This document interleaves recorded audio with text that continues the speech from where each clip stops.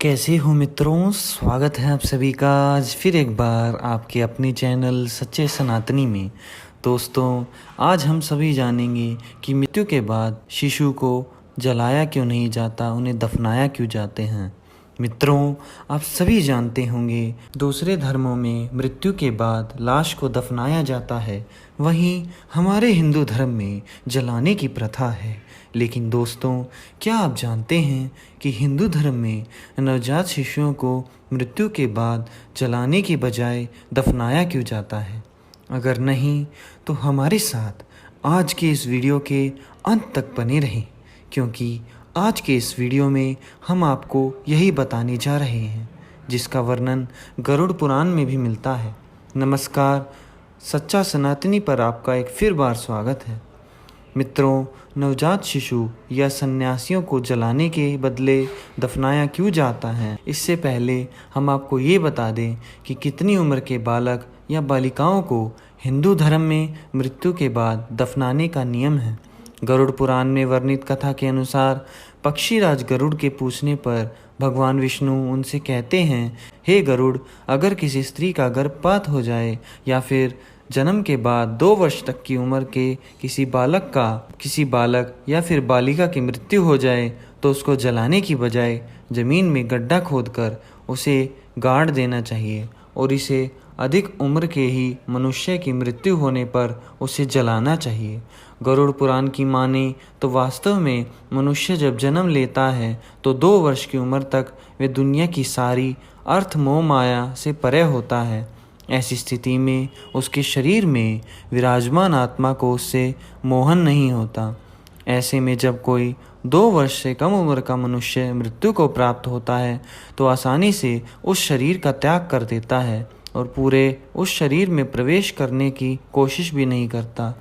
जबकि जैसे जैसे मनुष्य बड़ा हो जाता है उसे मोह माया में बंध जाने लगता है, वैसे वैसे शरीर में मौजूद आत्मा को उस शरीर में मोह होने लगता है और मृत्यु के बाद वे उस शरीर में तब तक दोबारा प्रवेश करने की कोशिश करता है जब तक मृतक के शरीर को जलाया नहीं जाता।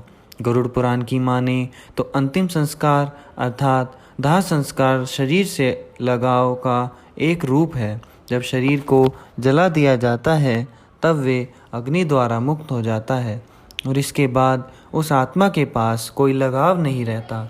वास्तव में अग्नि को हिंदू धर्म में प्रवेश द्वार माना गया है, जिसके माध्यम से मृतक को जब जलाया जाता है तब वह आध्यात्मिक दुनिया में प्रवेश कर पाता है। परंतु बच्चे जिन्होंने ज़्यादा जीवन नहीं लिया, उनकी आत्मा को अपने शरीर से कोई लगाव नहीं होता, इसलिए उनकी मृत्यु हो जाने पर जलाने की बजाय दफनाने का विधान है।